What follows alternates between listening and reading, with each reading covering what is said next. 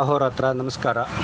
ನಾನು ಈ ಮರದ ವಿಡಿಯೋನ ಕಳಿಸಿದ ಉದ್ದೇಶ ಏನಂದರೆ, ದಕ್ಷಿಣ ಕನ್ನಡ ಜಿಲ್ಲೆಯಲ್ಲಿ ನಾಳೆ ಬರುವ ಅಮಾವಾಸ್ಯೆಗೆ, ಅಂದರೆ ಇಲ್ಲಿ ದಕ್ಷಿಣ ಕನ್ನಡ ಜಿಲ್ಲೆಯಲ್ಲಿ ಆಟಿ ಅಮಾವಾಸ್ಯೆ ಎಂದು ಕರೀತಾರೆ.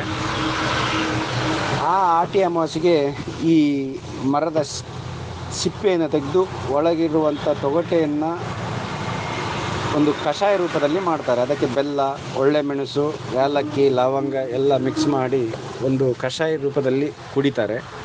ಅದನ್ನು ಕುಡಿದ್ರೆ ನಮಗೆ ಯಾವುದೇ ಕಾಯಿಲೆಗಳು ಬರುವುದಿಲ್ಲ ಎಂದು ಹೇಳಿಕೊಂಡು ಹಿಂದಿನ ಕಾಲದಲ್ಲಿ ಹೇಳಿಕೊಂಡು ಬಂದಿದ್ದಾರೆ. ಕಷಾಯ ಕುಡಿಯೋದ್ರಲ್ಲಿ ಏನು ಉದ್ದೇಶ ಇಲ್ಲ ಅವರ ಹತ್ರ, ಆದರೆ ಆ ಮರದ ಸಿಪ್ಪೆಯನ್ನು ತೆಗೆದು ಕಷಾಯ ಮಾಡಿ ಕುಡಿದ್ರೆ ಏನು ತೊಂದರೆ ಇಲ್ಲ. ಆದರೆ ಮರದ ಸಿಪ್ಪೆಯನ್ನು ತೆಗಿತಾರಲ್ಲ, ಆ ಮರಕ್ಕೆ ತುಂಬ ನೋವಾಗುತ್ತೆ ಅನ್ನೋ ಒಂದು ಉದ್ದೇಶ ನಮ್ಮದಿದೆ. ದಯವಿಟ್ಟು ನೀವು ಇದರ ಬಗ್ಗೆ ಏನು ಅಂತೇಳಿ ಒಂದು ಉತ್ತರಿಸಿ ಅಹೋರಾತ್ರ. ಧನ್ಯವಾದ. ಅಹೋರಾತ್ರ. ನೋಡ, ಚಿಕ್ಕ ಉತ್ತರದಲ್ಲಿ ಸರಿದೂಗುವ ಪ್ರಶ್ನೆ ಅಲ್ಲ ಇದು, ದೊಡ್ಡ ಉತ್ತರ ಬೇಕಿದು. ನಿನ್ನ ಪ್ರಶ್ನೆಯಲ್ಲಿ ಎಷ್ಟು ಉತ್ತರಗಳು ಅಡಗಿದೆ ಕತ್ತೆ, ಹಿಂಗೆ ಕೇಳ್ಬೇಡ, ಇದೆ ಲಾಸ್ಟ್ ನಿನಗೆ. ಎಷ್ಟು ಚಂದ ಇದೆ ಈ ವಿಚಾರ, ಅದಕ್ಕೋಸ್ಕರ ಹೇಳಬೇಕು ಅನ್ನಿಸ್ತು. ಆಷಾಢ, ಉತ್ತರಾಷಾಢ, ಪೂರ್ವಾಷಾಢ ನಕ್ಷತ್ರದಲ್ಲಿ ಪೌರ್ಣಮಿ ಬರೋದ್ರಿಂದ ಇದನ್ನ ಆಷಾಢ ಮಾಸ ಅಂತಾರೆ. ಆಷಾಢ ಮಾಸದಲ್ಲಿ ಬರುವ ಕೊನೆಯ ದಿನವೇ ಆಷಾಢ ಅಮಾವಾಸ್ಯೆ. ಇದನ್ನ ನಾಗರ ಅಮಾವಾಸ್ಯೆ ಅಂತ ಕೂಡ ಅಂತಾರೆ. ಯಾಕೇಳು? ನಾಗರ ಹಾವುಗಳು ಮಾತ್ರ ಸಂಚರಿಸುವಂತಹ ದಟ್ಟವಾದ ಕಾಡಾಗಿರುತ್ತೆ. ಪೂರ್ಣ ಮಳೆಗಾಲದಲ್ಲಿ ನಾಗರಗಳು ನಾವು ಬಿಲ ತೋಡಿ ಪಾತಾಳಕ್ಕೆ ನೀರು ಹೋಗುವ ಹಾಗೆ, ಅಂತರ್ಜಲನ ಪಾತಾಳ ಅಂತಾರೆ, ಪಾತಾಳಕ್ಕೆ ನೀರು ಹೋಗುವ ಹಾಗೆ ನಾವು ಮಾಡಿದ್ದೇವೆ, ನಮ್ಮ ಕಾರ್ಯ ಮುಗೀತು ಅಂತ ಎಲ್ಲಂದರಲ್ಲಿ ಬಂದು ನೃತ್ಯ ಮಾಡ್ತಾ ಇರುವಂತಹ ದಿವಸಗಳು. ಅದಕ್ಕೆ ಈ ಅಮಾವಾಸ್ಯೆಯ ನಂತರವೇ ನಾಗರ ಪಂಚಮಿ, ನಾಗರ ಚೌತಿ ಆಚರಿಸೋದು. ಜನ ಜೂನ್ ತಿಂಗಳಲ್ಲಿ ಬರುವ ಆರಂಭದಲ್ಲಿ ಬರುವ ಏಕಾದಶಿ ಇದೆಯಲ್ಲ, ಅದನ್ನ ನಿರ್ಜಲ ಏಕಾದಶಿ ಅಂತಾರೆ. ಎಲ್ಲೆಲ್ಲೂ ಮಳೆ ಇರೋದ್ರಿಂದ, ಬೆವರು ಬರುವುದು ಕಡಿಮೆ ಇರೋದ್ರಿಂದ, ವ್ಯವಸಾಯ ಇಲ್ಲದಿರುವುದರಿಂದ ಜನ ಒಂದು ಕಡೆ ಕೂತು ಕೂತು ಕೂತು ಕೂತು ಕೂತು ಕೂತು ಅನಾರೋಗ್ಯಕ್ಕೆ ದಾರಿ ಮಾಡ್ಕೊಳ್ತಾ ಇರ್ತಾರೆ. ಹಾಗಾಗಿ ಅನಾರೋಗ್ಯ ಹೆಚ್ಚು ಬರಬಾರ್ದು, ಹೊರಗಡೆನೂ ನೀರಿದೆ ಅಂತ ನಿರ್ಜಲ ಏಕಾದಶಿಯಿಂದ ಜಲ ಮುಟ್ಟೋದು ಬಿಟ್ಬಿಡ್ತಾ ಇದ್ರು ಹಿಂದಿನ ಕಾಲದಲ್ಲಿ. ಅದಕ್ಕೆ ಅದನ್ನು ನಿರ್ಜಲ ಏಕಾದಶಿ ಅಂತ. ಈ 4 ತಿಂಗಳು ನೀರು ಕುಡಿತಿರ್ಲಿಲ್ಲ. ವಾತಾವರಣದಲ್ಲೇ ನೀರು ದೇಹ ಕುಡಿಯೋಕೆ ಶುರು ಮಾಡುತ್ತೆ. ಹೇಗೆ ಒಳಗಿನ ನೀರು ಬೆವರಾಗಿ ಆಚೆ ಬರುತ್ತೋ ಹಾಗೆ ಹೊರಗಿನ ತಾಪಮಾನ ಒಳಗೆ ಬರುತ್ತೆ. ಇದು ನಿಮಗೆ ವಿಜ್ಞಾನದಲ್ಲೂ ಗೊತ್ತಿರುತ್ತೆ.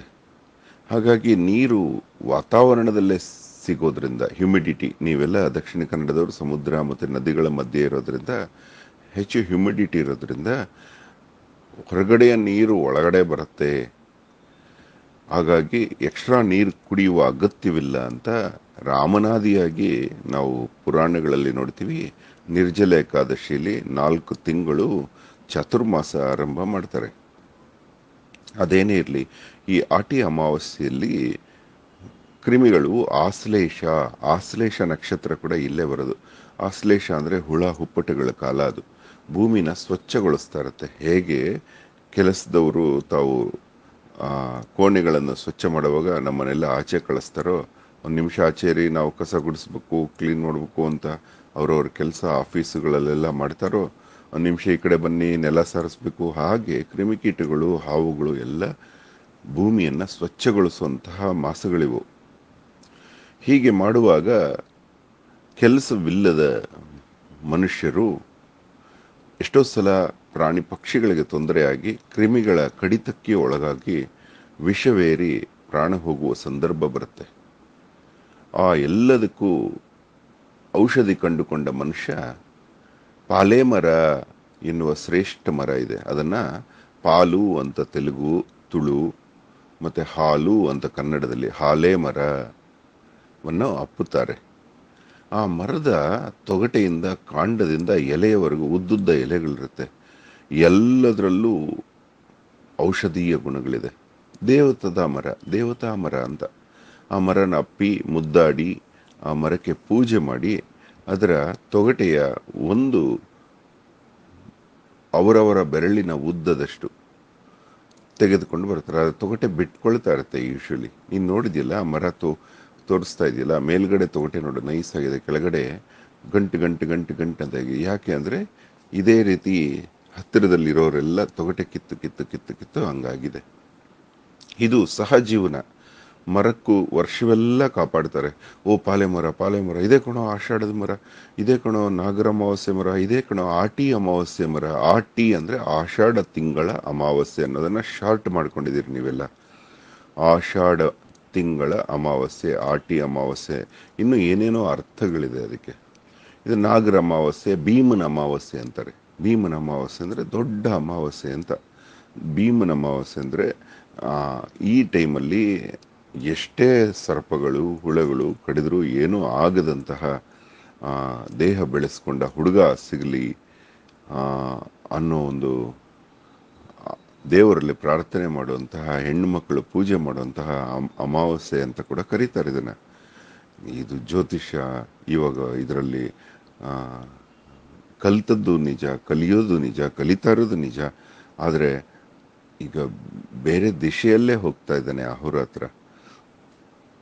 ಆದರೂ ಈ ಅಮಾವಾಸ್ಯೆಗಳ ವಿಚಾರದಲ್ಲಿ ತುಂಬ ಆಸಕ್ತಿ ಎಂತಹವ್ರಿಗೂ ಬಂದ್ಬಿಡುತ್ತೆ. ಏನು ಮಾಡಿದ್ದಾರೆ ಹಿರಿಯರು, ಎಷ್ಟು ಚೆನ್ನಾಗಿ ಮಾಡಿದ್ದಾರೆ ಅಂತ.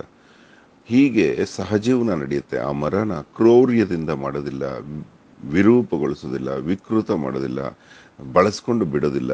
ವರ್ಷ ಎಲ್ಲ ಗೌರವಿಸ್ತಾರೆ, ಆ ಮರನ ಪೂಜಿಸ್ತಾರೆ. ಒಂದೇ ಒಂದು ತೊಗಟೆ ಕೇಳ್ತಾರೆ. ಯಾಕಂದರೆ ಆ ಕಷಾಯ ಜಾಯಿಕಾಯಿ, ಜಾಯಿಪತ್ರೆ, ಇಪ್ಪಲಿ, ಲವಂಗದವನೆ, ಈ ಎಲ್ಲ ಕಷಾಯದ ಎಲ್ಲ ವಿಚಾರಗಳನ್ನು ಹಾಕಿ ತುಂಬ ಶ್ರೇಷ್ಠವಾದ ಕಷಾಯ. ಊರಿನ ಜನ ಎಲ್ಲ ಕುಳಿತು ಒಂದು ಕಡೆ ಮಾಡ್ತಾರೆ. ಒಂದು ಮರದ ಸ್ವಲ್ಪ ಭಾಗ ತೆಗೆದುಕೊಂಡು ಊರಿನ ಜನ ಎಲ್ಲ ದೊಡ್ಡ ಕಷಾಯ ಮಾಡಿ ಎಲ್ಲ ಸೇರಿ ಕುಡಿತಾರೆ. ಆ ಕಷಾಯ ಕುಡಿದ್ರೆ ಕಫ, ಪಿತ್ತ, ವಾತದಲ್ಲಿ ಸಂಬಂಧಿಸಿದಂತೆ ಕಫದ ಕಾಯಿಲೆಗಳು ಹೆಚ್ಚು ಬರುವಂತಹ ಈ ತಿಂಗಳಲ್ಲಿ, ಈ 4 ತಿಂಗಳಲ್ಲಿ ಯಾವ ರೋಗಗಳು ಬರದಂಗೆ ಕಾಪಾಡುತ್ತೆ ಈ ತೊಗಟೆ. ಕಫಕ್ಕೆ ಸಂಬಂಧಿಸಿದ ಉದಾಹರಣೆ ಈ ಕೊರೋನಾ ಕೂಡ ಕೊರೋನಾ ಆಗಿರಲಿ, ಇಂತಹ ಶೀತ ಜ್ವರಗಳು, ಕಂಡಗುತ್ತಿಗೆ ಜ್ವರಗಳು, ಸಾಂಕ್ರಾಮಿಕ ಜ್ವರಗಳು ಏನೂ ಬರದ ಹಾಗೆ ಕಾಪಾಡುತ್ತದು. 4 ತಿಂಗಳು ಅದೊಂಥರ ವ್ಯಾಕ್ಸಿನೇಷನ್ ಇದ್ದಂಗೆ ಕಾಪಾಡಿಬಿಡುತ್ತೆ. ಹಾಗಾಗಿ ಈ ಮರದ ತೊಗಟೆಯನ್ನು ಬಳಸ್ತಾರೆ. ಪ್ರತಿಯೊಂದಕ್ಕೂ ಎಕ್ಸ್ಟ್ರೀಮ್ಗೆ ಹೋಗಬಾರ್ದು. ಮಾನವನನ್ನು ಅದು ಬಳಸುತ್ತೆ, ಮಾನವ ಅದನ್ನು ಬಳಸ್ತಾನೆ. ಆದರೆ ವಿಚಿತ್ರವಾಗಿ ಪಾಂಪ್ಲೆಟ್ ಹೊಡೆಯೋದಕ್ಕೆ ಮರನ ಹಿಂಸೆ ಮಾಡೋದು, ವೈರ್ ಕಟ್ಟೋದಕ್ಕೆ ಹಿಂಸೆ ಮಾಡೋದು, ಕ್ರೂರವಾಗಿ ಬೋರ್ಡುಗಳು ಹೊಡೆಯೋದು, ಸೂರ್ಯ ಕಿರಣಗಳು ಬೀಳ್ದಂಗೆ ಮಾಡೋದು, ಆ ಮರನ ಹೇಗಂದರೆ ಹಂಗೆ ರೆಂಬೆಗಳು ಕಡಿಯೋದು, ಕೊಂಬೆಗಳು ಕಡಿಯೋದು, ಇದಕ್ಕೂ ಈ ರೀತಿ ಹಬ್ಬದ ಆಚರಣೆಗಳಲ್ಲಿ ದೇವರ ಥರ ಹೊಂದಿಕೊಂಡು ಬಾಳೋದು, ಈ ಸಹಜೀವನಕ್ಕೂ ಸಂಬಂಧ ಕಟ್ಟಬೇಡುವ. ಇದೊಂಥರ ಪೂಜ್ಯ ಭಾವನೆಯಿಂದ ಮಾಡೋದು. ಇದು ಆ ಮರನೇ ಸ್ವಂತ ಮನಸ್ಸಿನಿಂದ ಕೊಡುತ್ತೆ. ಬೇಕಾದ್ರೆ ಮರದ ಹತ್ರ ಹೋಗಿ ನೋಡು, ಆಟಿ ಸಮಯದಲ್ಲಿ ತೊಗಟೆನ ಸ್ವಲ್ಪನೇ ಬಿಟ್ಕೊಂಡಿರುತ್ತೆ. ಹಾಗಂತ ಜನ ಕೂಡ ಅರ್ಥ ಗೊತ್ತಿಲ್ಲದೆ ಇದನ್ನು ಮಾರಾಟಕ್ಕೆ ಇಳಿದ್ರು, ಹಾಗಾಗಿ ತೊಗಟೆನೇ ಇಲ್ದಂಗೆ ಮಾಡಿ ಮಾರಿದ್ರು. ಅದು ತಪ್ಪಾಗತ್ತೆ. ನೀವು ಈ ತೊಗಟೆನ ಭಕ್ತಿಯಿಂದ ಪೂಜೆ ಮಾಡಿ, ನಿನ್ನ ತೊಗಟೆ ಸ್ವಲ್ಪ ತಗೋತೀನಪ್ಪ ಅಂತ ಹೇಳಿ ಸಂಪಾದನೆ ಮಾಡಿದ್ರೇ ಅದರ ಫಲ ಇರೋದು. ಯಾವುದೇ ಮರ ಆಗಲಿ, ಏನೇ ಆಗಿರಲಿ. ಇದು ಪಾಲೆ ಮರದ ವಿಶೇಷತೆ. ಏನಾದರೂ ಬಿಟ್ಟಿದ್ರೆ ಕ್ಷಮೆ ಇರಲಿ. ಇನ್ನೂ ಎಷ್ಟು ಹೇಳಿದ್ರೂ ಸಾಲದು ಈ ಅಮಾವಾಸ್ಯೆ ಬಗ್ಗೆ. ಧನ್ಯವಾದ. ಅಹೋರಾತ್ರ.